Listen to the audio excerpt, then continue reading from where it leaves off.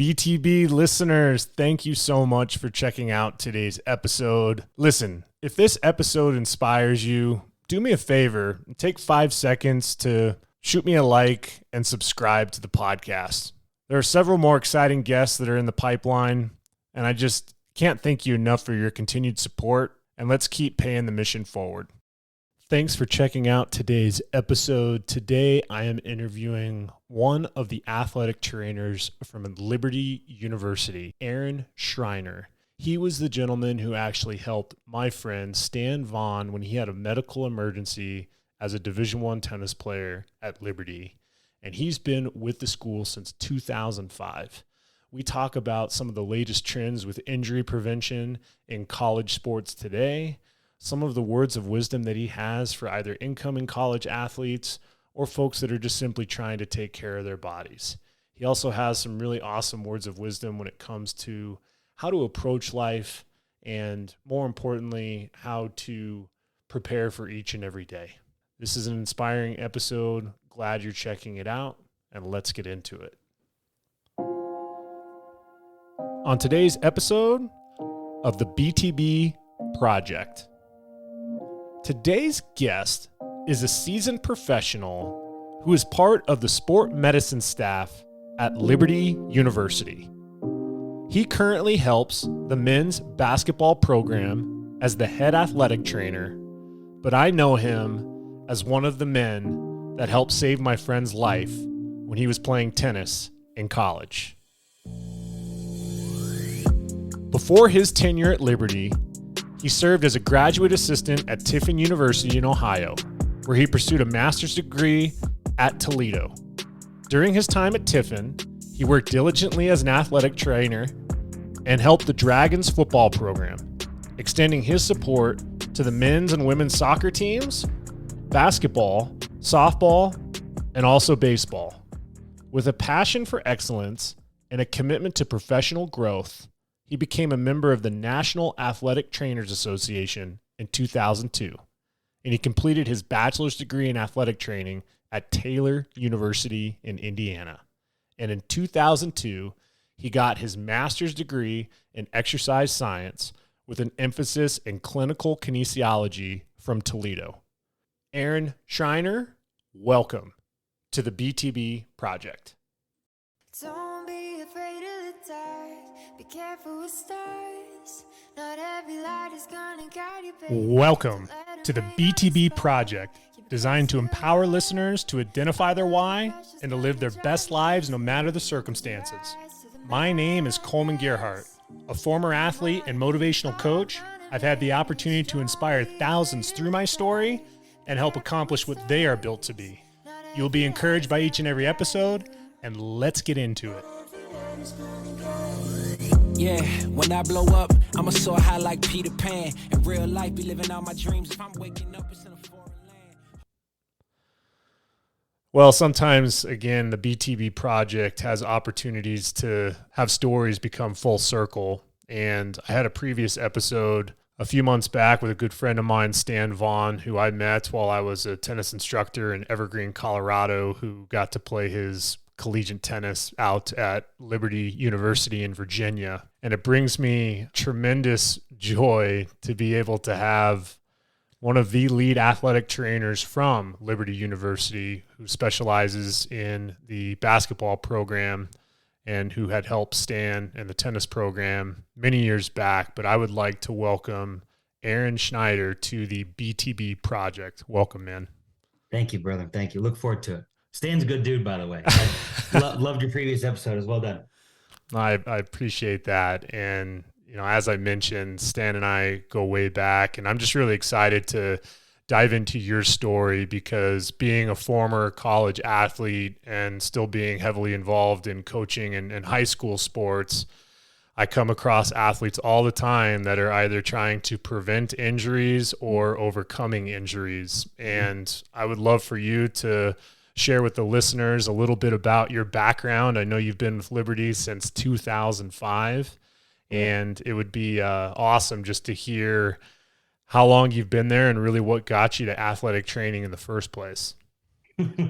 What got me to it in the first place is I came from a small little rural farm town in Ohio where didn't even have football, right? So it's like the movie Hoosiers.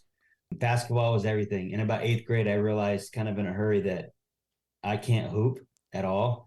So in an effort really to kind of stay close to my peer group who played, the managerial aspect didn't intrigue me, but I found out rather quick that there was a medicinal side to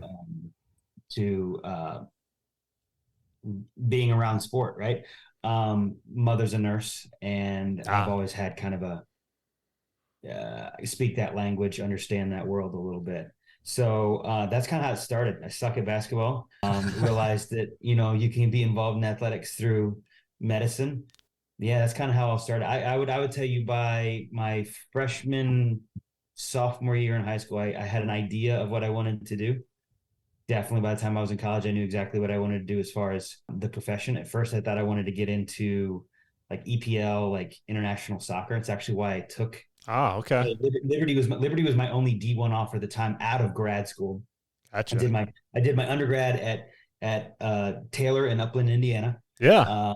Great little small Christian college, fantastic, formative for how I view the world, how I view the profession. I mean, one of my early professors was like, look, if you don't see this as a servant profession, chew you up, spit you out, burn you out quicker than anything, which is very true. So started there, and then I did my grad work technically at Toledo, Ohio, which is closer to home because I'm from Northwest Ohio. I was contracted out to a Division II school called Tiffin. Yep. The Dragons. And then when I was done with grad school, I started at LU. They offered me men's basketball and soccer. I took it for soccer.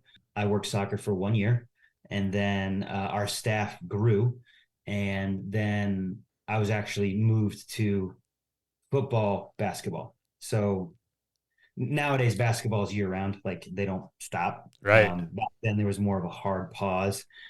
What was the NCAA allowed? Nowadays it's like all but 6 weeks. We'll get 3 weeks off in May and about 3 weeks off in August.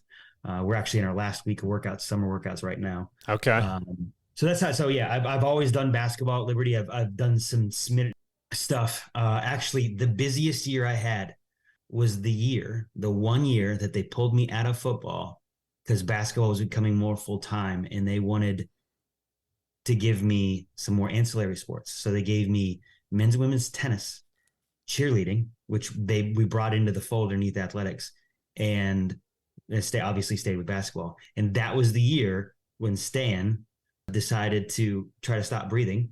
It was crazy. But yeah, so it was an unbelievable busy year, and a lot of stuff happened, but still some stuff I look back on fondly. So that's kind of my journey, I guess. I appreciate you saying that. And I believe you said Taylor in Indiana. That is a school that's actually come up a few times. I'm an assistant coach for a tennis program at Valor Christian here in Colorado. Mm-hmm. And we have a couple families that are tied to that school. And I believe their dad is. Colorado Springs area or no? So we're just north of Colorado Springs in Highlands Ranch, Colorado. Yeah. There were a lot of Colorado Springs. Some family and stuff. Okay. Yeah. And they have the U.S. Olympic training facility down there. And it's a small world. And then Toledo is obviously a great spot too. And I mean, Ohio State, I'll be honest, in the tennis world, they're always competitive. They were right there I believe they've won the NCAAs a few times, but nonetheless, I think it's really neat kind of, your path. And I've heard a lot of folks that have been involved with sport and maybe they didn't take them where they wanted to go at a competitive level. So they maintain that passion through athletic training. And you said something that I want to touch on because I want to touch on, you said ancillary sports, cheerleading, tennis, that's stuff that you've come across. Yep. And I always was kind of between a rock and a hard place because when I went to the training room, when I was at the University of Northern Colorado, all the tables were full of football players, basketball players, baseball players. And I never felt like I had a place sometimes being an ancillary sport like tennis. And I'm just curious from your perspective, we all know the sports that drive revenue to universities and the sports where listen, there's more participants, there's more injuries that happen at the basketball level and the football level, but maybe can you speak to how are you able to really meet the needs of all the Division I athletes at Liberty? Well, I would say if you look at our staff has grown exponentially since I've even been there. So right now it's almost a 1-to-1. Like you have, so I think the tennis, probably the closest proximity of coverage is how often, like basketball is gone all the time. So there's one person that goes to women's basketball, one person that goes to with men's basketball. And some of it is risk, catastrophic risk. Right. Ironic. We're talking about a dude that ends up in a hospital for a month on a ventilator for a week. But statistically, ankle, you're going to have overuse injuries in tennis. You're going to have the acute ankle sprain. You're going to have some acute stuff, but it's probably not going to be. And I say that, we've got a couple girls that are coming off ACLs right now, but it's statistics basically. But what we've tried to do is we're almost at a 1-to-1 where it's like if you could take like the swimming has their own person, the women's basketball has their own person, the men's basketball. So now football still has like 3 because like it's huge. Track has like 2 to 3 because they're huge numbers.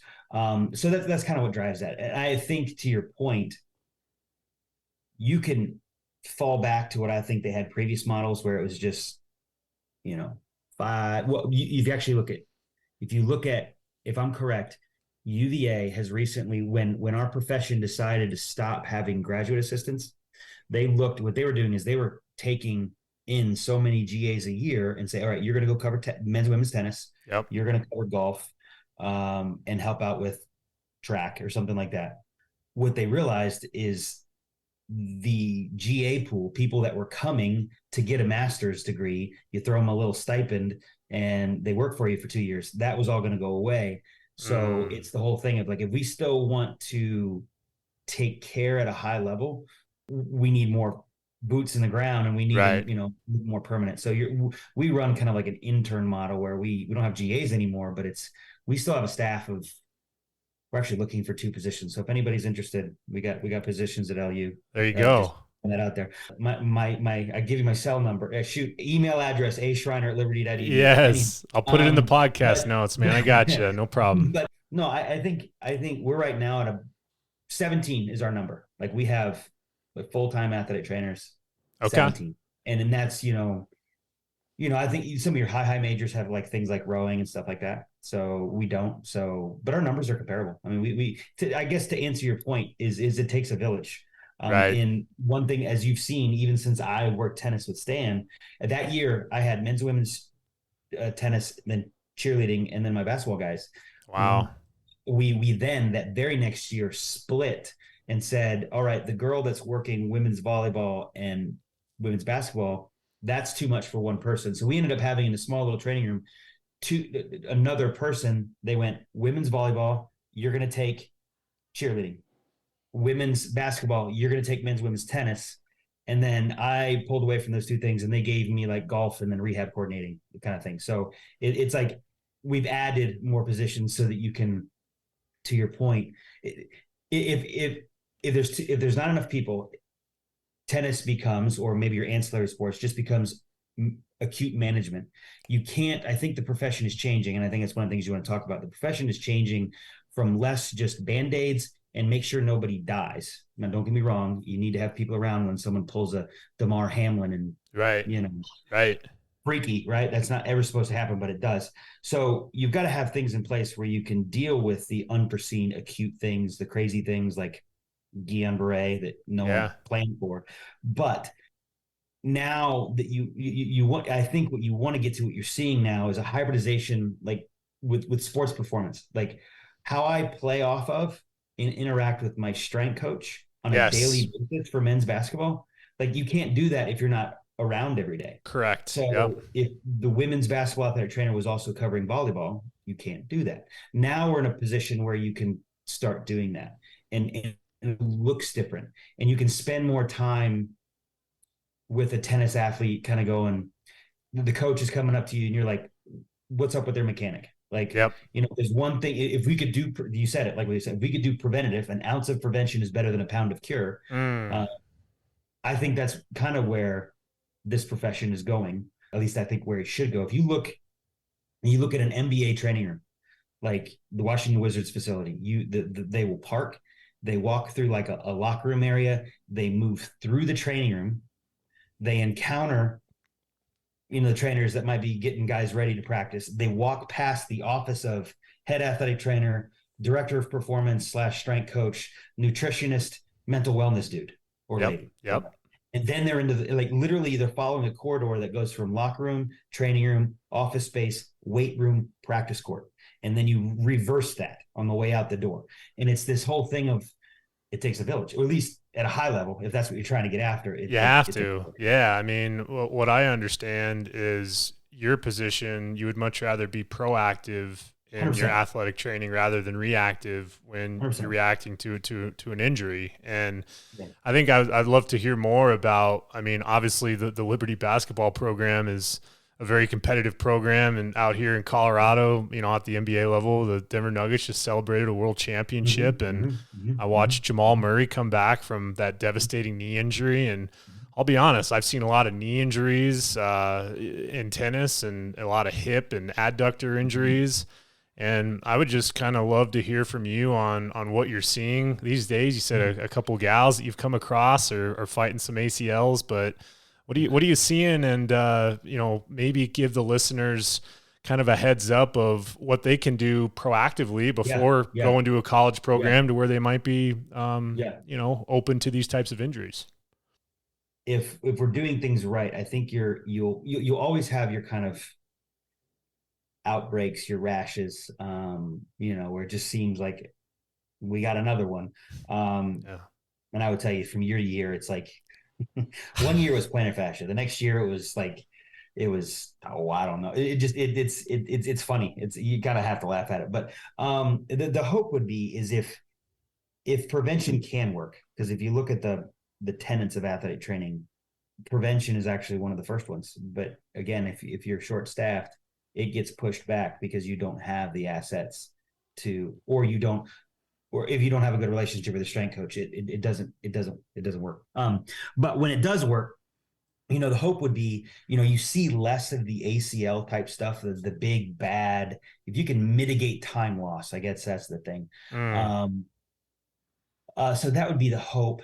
Would you say you're seeing less of the ACLs because of... I do. I'd like to say so, because I think they're now, you can get into them too, whether you can get like ACL preventative, like workshops or training programs. And I do think they have merit. I do also think if you've got a good performance coach, strength coach, the weight room should be an asset. Right. I think we're past the stage, or we should be past the stage where, the weight room, don't get me wrong, especially in football, you can lift yourself out off the field. And it's funny you bring that up, because as a tennis player, I'll be honest, at the University of Northern Colorado, we didn't have the diversification of the training. Correct. So we were doing the football program and then pounding pavement on the tennis court. Yeah. Right? We've learned that. And I think we've learned, and again, that staff on our end has also gotten bigger, but we've learned that if I'm not going to lift, we got a player who is investigating the G League right now, and it's like I'm 190 pounds, right? He's a tiny little guy. Got it. He's not going to lift, or shouldn't lift, the same as Shaq back in the day. It that'd be dumb, right? So the other diversification is you're not going to lift a tennis player the same that you're going to be a football player. You shouldn't, at least. And if those things are true, you look at like arm care and baseball, that stuff finds its way into the weight room, and you're using some of that time to. The thing about golf, if golf is always rotating, let's say I'm a right-handed golfer, I'm always rotating to my left, right? Yep. I'm probably going to have some movement asymmetries that are going to, like, if I could almost rotate to the right in some of my training in the weight room or even in the training room to try to open up things that I've been repeatedly slamming shut. Right. So I think, to answer your question previously, things like the SFMA, the selective movement assessment, ways that you can figure out where everybody's got a weak point. Everybody's got an asymmetry. Everybody's got some sort of dysfunction that if you could investigate some of its screening through the FMS, like I said, the SFMA, which is a little higher level, or if we things that we've noticed, like I know this guy is anteriorly tilted in his pelvis. I know it. So if he's anteriorly tilted in his pelvis, he's probably not activating through his glutes, but guess where he's feeling it? I've got a guy right now. He's almost always exclusively calf complaint starts first. He's having a small muscle trying to do a big muscle job. The big muscle, even though he is trying to activate, can't activate because it's inhibited by the hip flexor, which is holding him in an anterior pelvic tilt. So, and some of that stuff is like, again, it takes a village. It's multiple sets of eyes. My strength coach is seeing something. I'm seeing something. We're talking to the guy, and it's just, your freshman year, this is what I tell freshmen. You got to learn me, and I got to learn you. I got to know when you speak, because everybody's different too. Some guys don't say nothing, but then they say one thing and it comes off as a casual statement and it's a cry for help. And it's the only way they know how. And you got some dude that's just like, yep, about everything. And it's a nothing. Right. So some of it is you've got to just learn them, and they've got to learn you.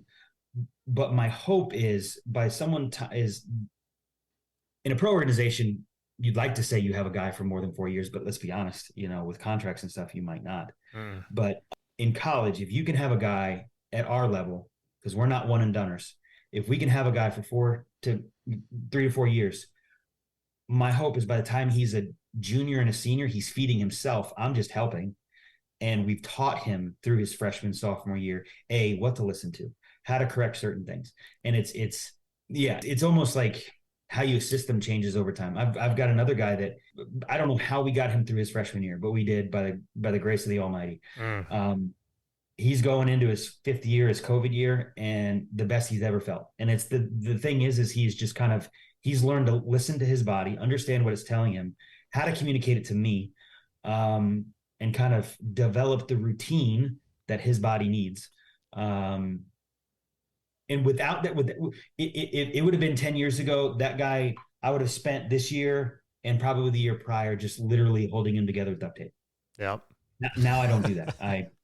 When it works smooth, you get that. So that's well said. And I think that how you are working amongst all the different departments surrounding the athlete, it is a holistic program you guys are running, and that is key, because each sport is different. And 100%. I think there's a phrase our director says that, it used to be, sports, the difference between sports performance and sports medicine, if you will, is medicine tends to be like my little silo. I'm going to hold this and I'm only going to give you back when I think, you're like 100%.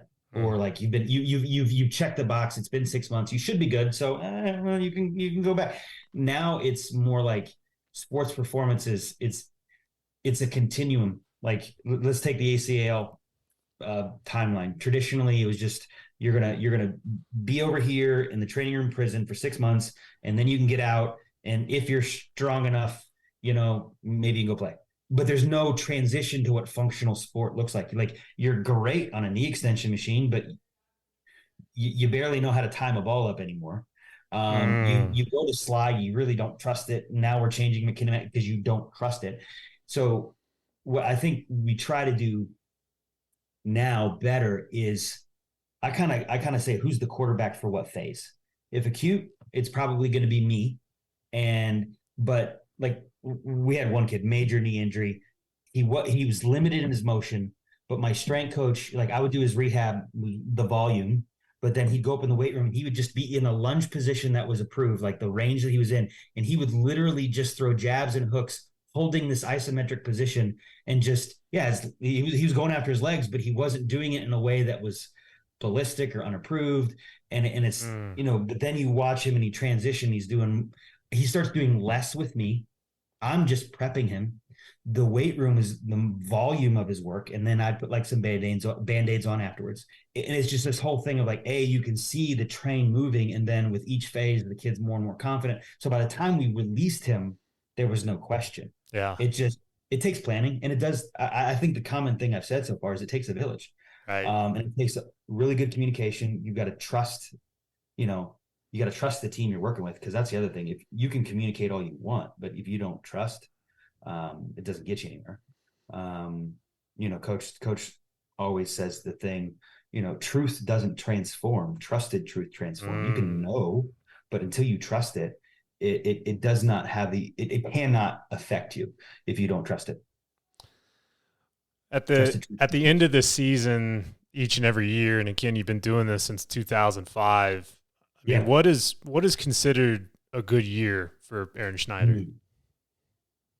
What's a good year? I like winning, but I think a good year is, I think you could always say you don't want to see someone suffer. You don't want bad things to happen, but knowing that does happen, I think it's. I think I've done a good job when things happen. Did I manage the acute side of things well? Did I make a good decision? And then did I communicate well in the sense that the athlete and the coaching staff, something happens when it's all said and done, the athlete and the coaching staff they understood what the plan would be. And and if it changes, they understood why. And it's kind of like, I'm okay with unexpected things happening, but I don't want anyone to think that, after the acute crisis is over, that the plan was never communicated or the plan failed. I want to be able to say that we had a good plan and we did the best we could with all of it. And again, I guess what makes me happy, I guess, to also answer that question is, so this one guy that I was telling you about, the guy that's trying to do some G League stuff, yep. He has options, and we run into something going into his final year, and it was literally, so I've already spent 4 years with this kid. Like, I know him and he knows me, and it was kind of like the doc kind of looked at him and gave him some options, and the kid looks at me and he goes, "What do you think?" And I went, "This," and he's like, "Okay." And it was like one of those things where, like, I trust you. So and I'm okay. And again, like I said, freshman, I got to earn that. I looked at a kid a weeks ago, and he had his first ankle sprain. His eyes were like this big, like, and he's looking at he's looking at another two guys on the table, and they're worse, but they're still like without a blip practicing. And it was kind of like, you could see him, he's looking, he's like, I know how I feel. I know what I see. I'm watching them. And this guy's telling me this, that, and the other. And I can see the wheels spinning. And I go, "Hey, I know you don't trust me yet, but we're going to get there." He's like, "I trust you." I'm like, I know enough to know that you're telling me what you want me to hear. You just don't yet. That's okay. Yep. But we walk through a couple of these things, and there's some theology there too. Let's one of the reasons the good Lord will bring you through things is because, in a way, he's asking, do you trust me? And it doesn't always go your way too. What if you don't get the promotion or whatever? Yep. There the question still maintains. You prayed for this, you asked for this, you didn't get it, but do you still trust me? Right. Well, it didn't go. I hear you, but do you still trust me? Mark 9, the father that brings his demon-possessed son, the disciples couldn't heal him. So they show up at Jesus' feet, and they're like, the dad goes, "Rabbi, if you can, heal my son." And Jesus just surgically goes, what do you mean if? And the father's response is just layered and just awesome if you take the time. He goes, "Lord, help my unbelief, heal my son." A good God, whether it be an athletic injury, yep, whether it be a lost job, yep, whether it be family trauma, will ask us in those moments, in the quietness. And this is, I think, one of the things that our culture has to get away from is we're go, go, go, go, busy, busy, busy. There is no stillness of our mind. Yep. Be still and know that I'm the Lord. If you're not still, you can't know. And it has nothing to do with academic. We'll go back to it doesn't matter what you know, it's matter what you trust. Be still and know. Yep. And that I'm the Lord. So I think I know this in my life. He will bring you to a point where he says, who am I? And do you trust me?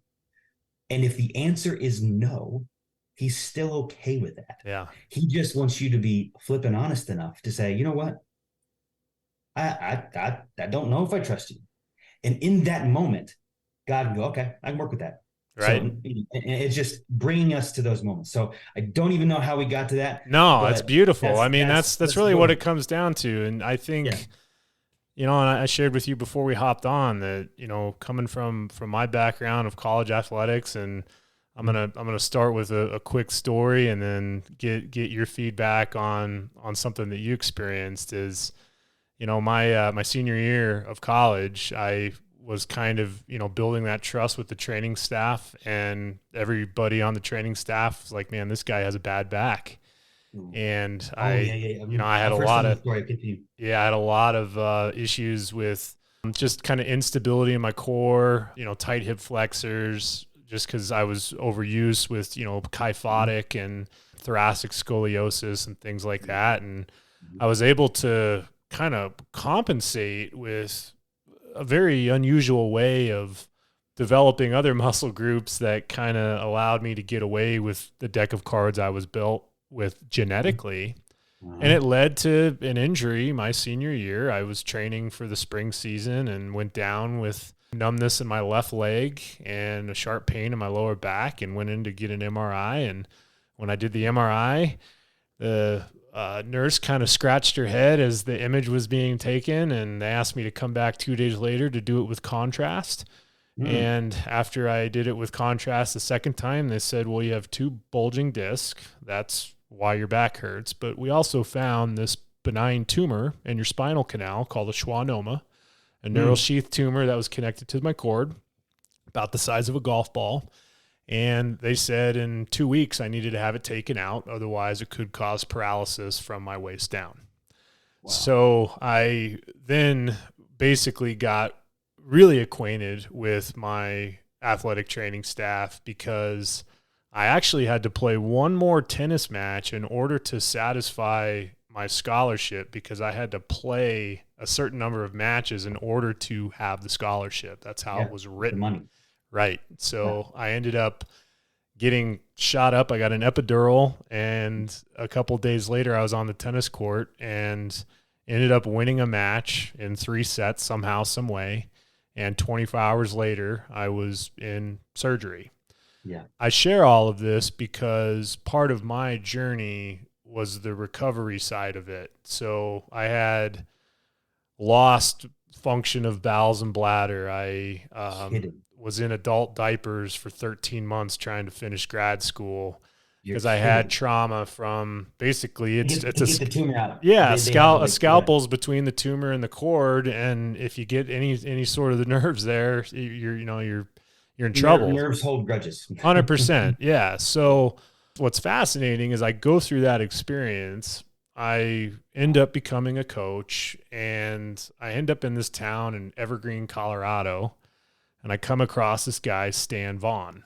And at the time, Stan was a high school kid at Mullen and was going into, I believe, his senior year. And long of the story is Stan became a highly recruited guy out of Colorado and ended up taking his talents to Virginia and playing for the Liberty Flames.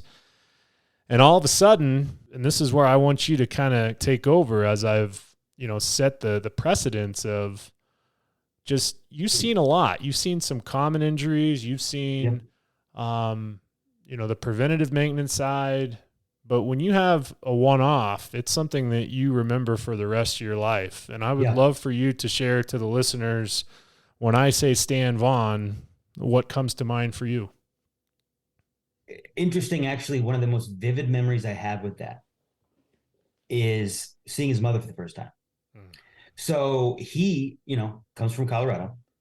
His mother's Russian. He texted me like on a weekend or like something. And he's like, "Hey, I don't mean to bother you, but I'm in the hospital." I'm like, whoa, what do you mean? Don't mean to bother me. You're in the hospital. I don't even know about it yet. So I'm like, what's going on? And the story coming, couldn't feel his face and his RD, it happened late at night. And I think they thought it was just kind of like an allergic reaction. Kind of basically was, if he was on prednisone for mono. And basically his body decided it wanted to eat its own nerves. The myelin sheath, technically. Right. So I say all that because this thing is starting to progress. He's been admitted. I'm on the phone with mom and dad. We're going to come. And this is a kid I don't know. Zero relationship really at that point in time. Like barely know him. He's been here for, I think it was his freshman year. So he'd been there for 3 months. So you hadn't seen him for any sort of treatment? No. Like maybe the casual one-off, like, "Hey, I'm a little tight here. What can I do about it?" kind of thing. Maybe. Gotcha. Okay. But no, he wasn't greasing the wheels, and I wasn't seeing him every day. Yeah, the only interaction I have with him is the mono. So we got mono, Okay. we saw the team positions, did the prednisone, and like this all happens like 2 weeks later.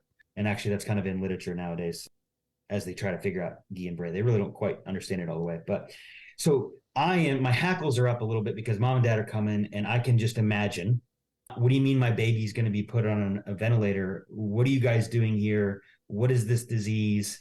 I don't really understand it all the way. And I'm preparing myself to defend the fact that the kid's being taken care of. It's just, we're waiting, right? We're waiting for they push basically a thing called immunoglobulin therapy. They give the body something else to attack, so it leaves the myelin sheath alone. Problem is, no one really knows how long the myelin sheath is going to be down.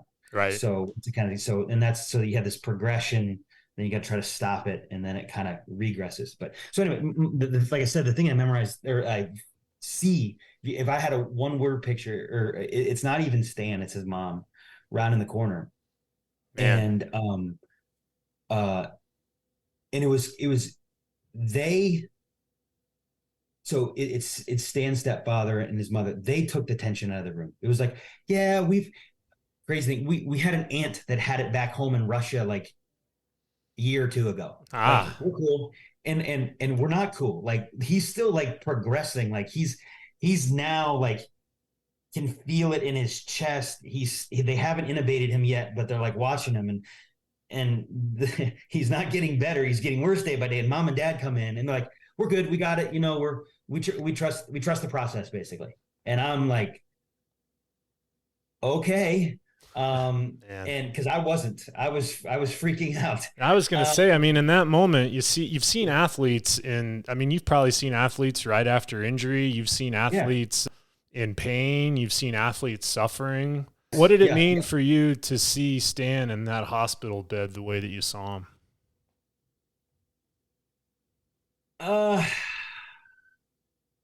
Unnerving. I mean, I had some good, obviously I'm not making the calls.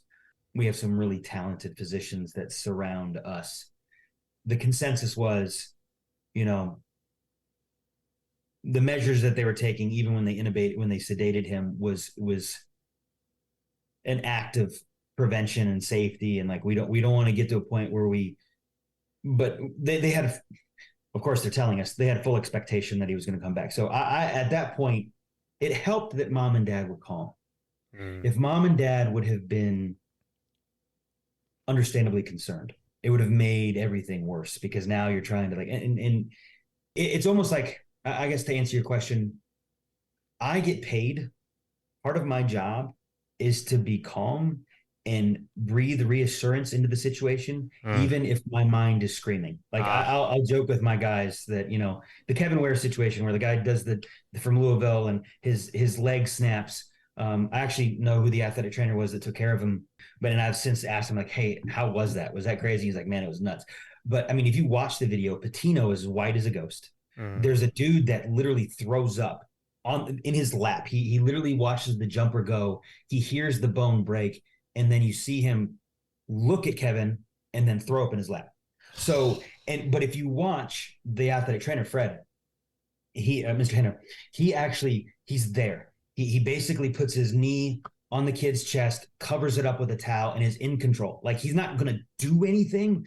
Like, paramedics are over there too. They're getting him ready for transport. And the trainer's just like, we got it. Bringing calmness to the moment. Now, because don't get me wrong.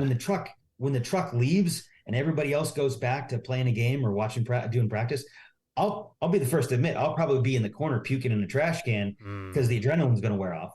But it's almost like one of those things. Like, that's what we're there for, is just to bring calm, manage it, and then afterwards help people process it. So in the moment, I would say when I saw Stan, it was, I wasn't going to go there and bring chaos. It was going to be, I have a little bit of a humor streak, try to bring a little humor to a crappy situation. Right. Try to keep people, like, let the coach know, like, what information can I take back and just let people know how things are going. Again, like I said, having mom and dad there and not freaking out was beyond huge. Yeah, that's what I remember. The humor piece is something that I want to bring some attention to, because I find it ironic that when I spoke with Stan on his episode, that one of the things that resonated with him that you said, and I don't know when it was, but maybe you could shed some light on that moment, was he had some serious concerns about his future, whether it was walking, let alone playing tennis, and life in general. And something came up along the lines of being able to have children. Yeah, and you said something along the lines of, I said, Stan, you're gonna have beautiful babies. Don't worry about it. Do you remember that moment, man? I do. It was towards the tail end. I mean, so the crazy thing about Stan is, like, the guy goes from being in a hospital for almost a month. He's on a ventilator for like a week. This is like November, I think, October, November. He played spring tennis. Like, right. He came back. He went back to Colorado, as you know. Yeah, no, and that's where I saw him. I saw him at Craig Hospital. He's like, I can't, like, I'm not that bad. I've got to, and I think some of that too was a little bit of rush on his part of, like, to your point, like, I want to be normal again, and I got to get away from that, and I got to go. And I think some of it he rushed. He could have taken his time coming back that year, and I think some of that, and I don't want to speak for him, but I think some of that, am I ever going to be normal again, was still a discussion in the end. And I think it came out in the whole thing about kids too. Right. Because that's one of the things they told us is, like, hey, look, we think he's going to resolve, but will he ever be the same? And I remember watching, like, especially in the beginning, he would get super tired. Like, his fatigue rate was just, he went from being just a machine to, like, Schreiner, if I don't win in the first three, I can't win. Yeah. Right. It's like, it's just, I can't outlast anymore. So it changed the way that he played the game too.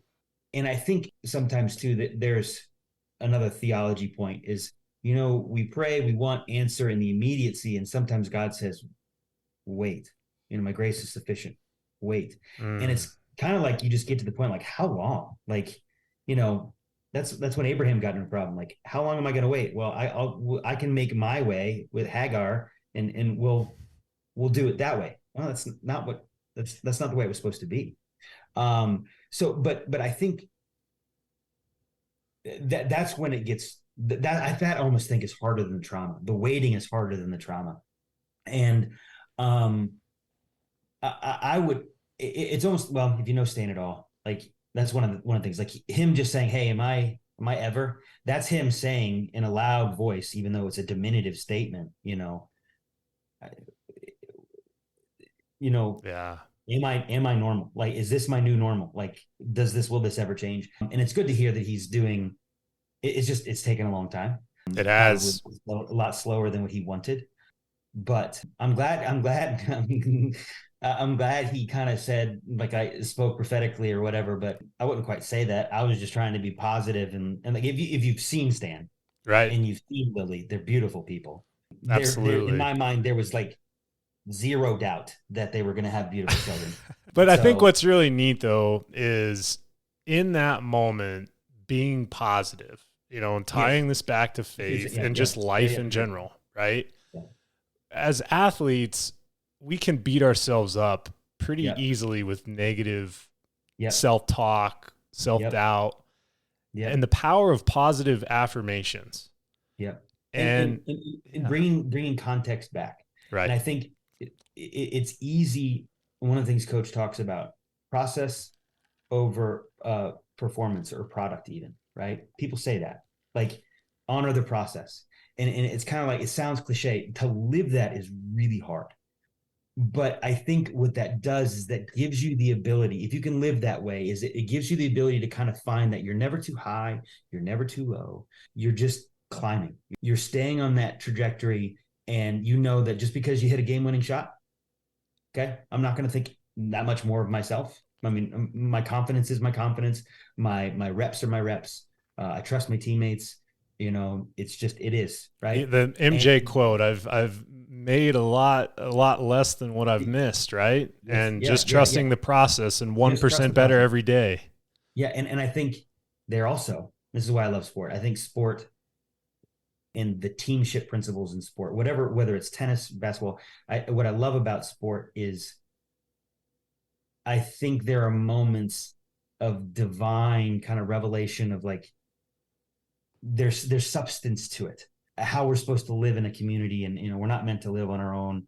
We need someone next to us that's going to help say, hey, keep doing the process, keep doing the process. Because there are moments where we'll again get too high on ourselves or we'll get too low, and we need to surround ourselves with people both in our physical pursuits and our theological pursuits of stay the course process. Now, how many times, staying on this subject of kind of the mental side and Mm-hmm. with injury prevention and things that you Mm-hmm. see, how much of this is tied to the mindset and having a positive mindset? Because I get a sense from you that as you're surrounding yourself with the strength coaches and the Mm-hmm. sport Mm-hmm. coach and the sports psychologist or the mental side of what's offered at Liberty, how much of that mental piece is part of the equation when it comes to keeping our bodies healthy? I don't think you can stress it enough. Mm. We know from physiological perspective that if you live in constant stress, your body does not differentiate between a physical stress, me poking you, and emotive stress, right? So if you're not sleeping well, aka the first part of recovery, and if you don't have a good mindset, um, you can even say your inflammatory markers are up, like cortisol levels are up, right? So stress is stress. You've got to, and to me, mindset, but I think also identity. I think you have to know who you are, Mm. whose you are, in those two things in the proper context. Because again, why team sports I think have such, like, you are part of something bigger than self. And if self is having a bad day and the team is the principal object, that's okay, right? Mm. Because the team grows. And sometimes it takes you taking a half a step back, 2 steps back, but then, yeah. So, and I think, so to me, identity um, allows you to have the proper mindset. I don't think you can have a good mindset if you don't have a good, what defines you is the other thing. So I can try to define myself, or does my identity come from something else? You got to be careful of that too. Right. Because we can, to me, that's a false idol. Like, who defines us? And then once you accept that identity, how do you build your framework, your pursuit around what has defined you? Do you accept it, and then are you pushing it forward? Does that make any sense? No, it does. It makes a lot of sense. And I think if we're called to a higher standard, a thing bigger than self, right? you have to have other people around you that remind you of that standard, Right. remind you of that identity, of that calling, and affirm you and bring you up. Hey, pat you on the butt when you did bad. Okay. Let's Yeah. reinvest. Okay. Pick it up. Love you, coach you tough, same way. But then also, celebrate your victories, but then remind you we still got work to do. Like it ain't over, kind of thing. All right. Yeah. I mean, we're always trying to find ways to get better, because if we're not growing and learning and improving, then we're getting worse. And It's a slow death. yes, It really is. and being able to have that awareness, it leads me to a question for you is, for the majority of your life, you've spent helping other people and taking on kind of that servant leader's mentality. But I'm curious, being a trainer and in your own personal life, what are some things that you do to keep yourself in alignment to be able to help others? Besides getting some good haircuts. That's a great question. I'm blessed. We're led. I'm led well. Okay. It allows me to do my job. Yeah. I've got a great head coach. I've got a great head athletic trainer and admin stuff too. But I think the other thing to that is also the framework in which I came up in, my background. I would also say, I know who I am by whose I am, right? And my cup gets filled by the vocation that I do because I know why I do it. Okay. If I'm doing it for the wrong, so it goes back to the very first thing. If you don't do this for the right motivation, it will consume you and destroy you. But if you do it for the right reason, it can fulfill you. Okay. So there's that play. I do my job. I'm allowed to, at least with basketball, I can sit in and on all our culture sessions, and it has made me, my time in the locker room has made me a better husband and a better dad. So I can see where my work, because I've committed myself to this entity, and I think I've got a good one. And that's not always the case. There can be some really toxic places, and then I think your purpose changes a little bit. Yeah. Okay.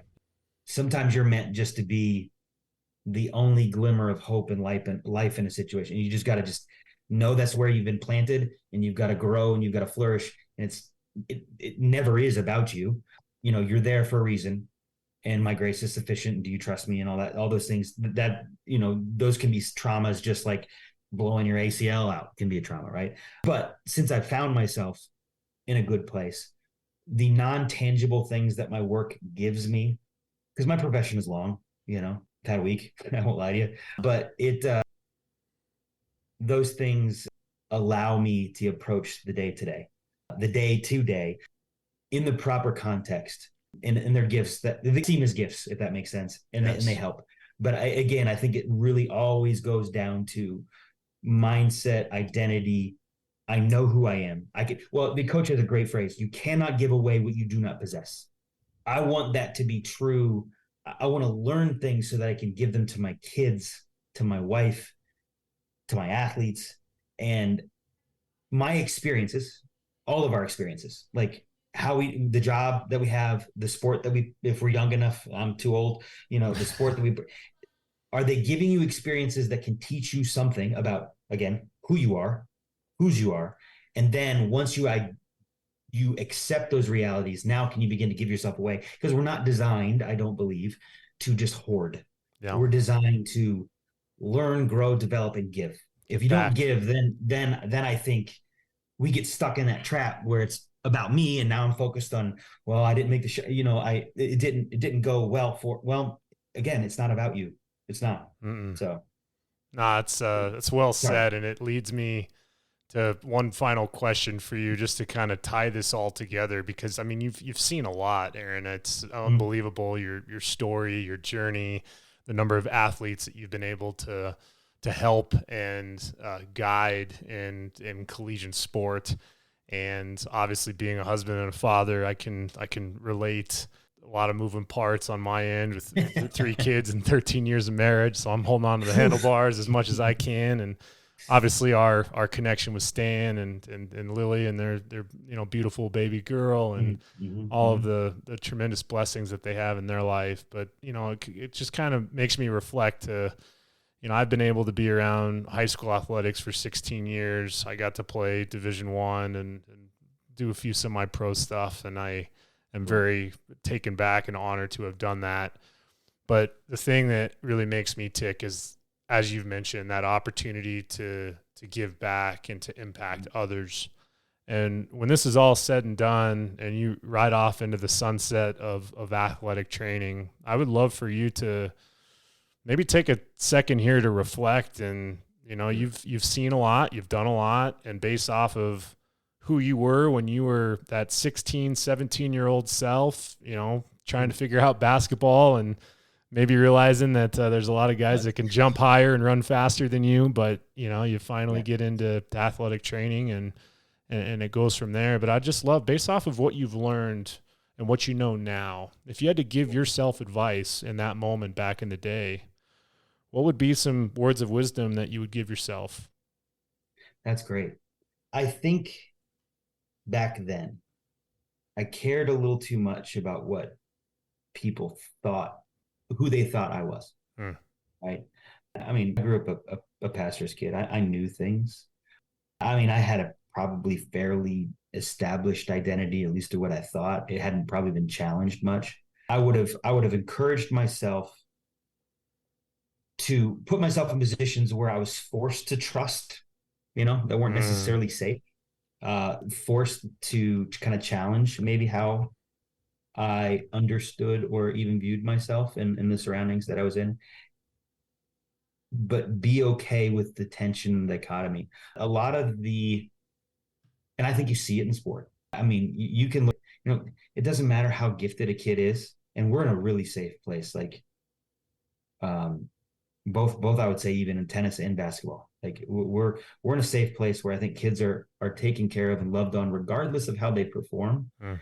But like, you even look at like my star point, I can see the look in his eyes sometimes where it's kind of like, I had a bad day, and like self-value and all that stuff kind of go, you can see it kind of shrink. And it doesn't, I've got another guy who's older and like, he's steady, just steady. Doesn't matter how good, doesn't matter how bad, just, and he knows who he is. And I think, can a 17, 16-year-old understand that?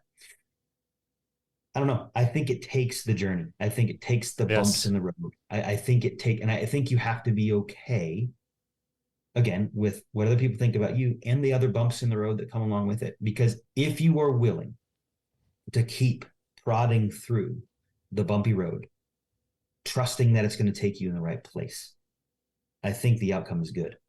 Assuming you're on the right road, let's be honest, sometimes trials can be to reorient us from stop being a knucklehead. That was a detour. I'm going to send you back the other way.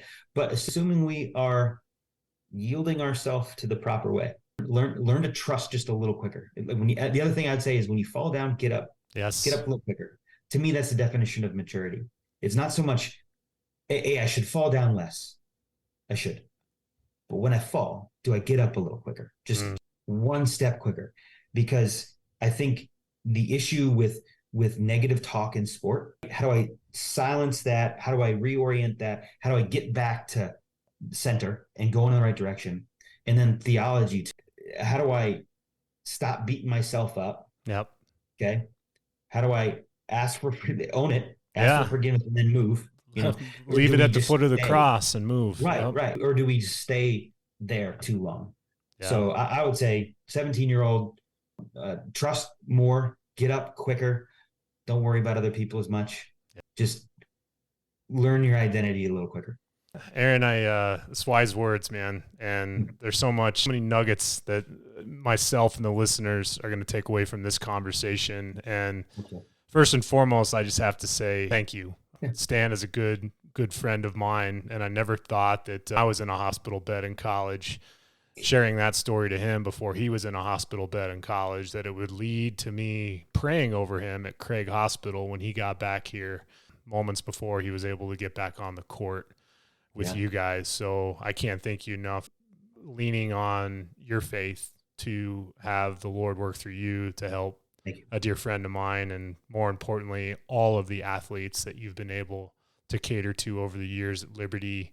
You're incredibly loyal to that program, and I'm just excited to see what's ahead for you and the university. Thank you so much for taking the time to talk with me here on the BTB Project.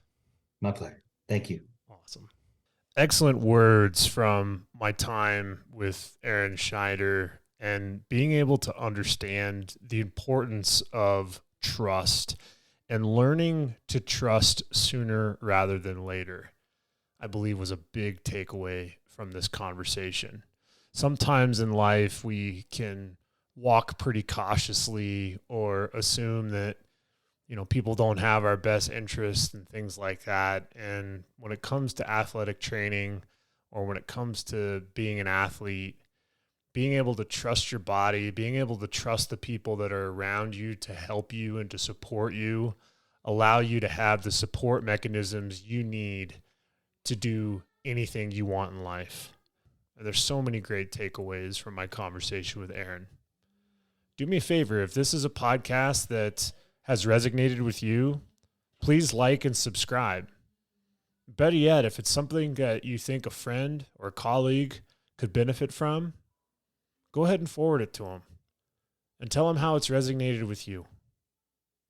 I'm going to continue to provide incredible content, prolific guests, and ways to continue to pay the mission forward. As always, impossible's nothing. And until next time, take care. You're told I'll be a hard temptation.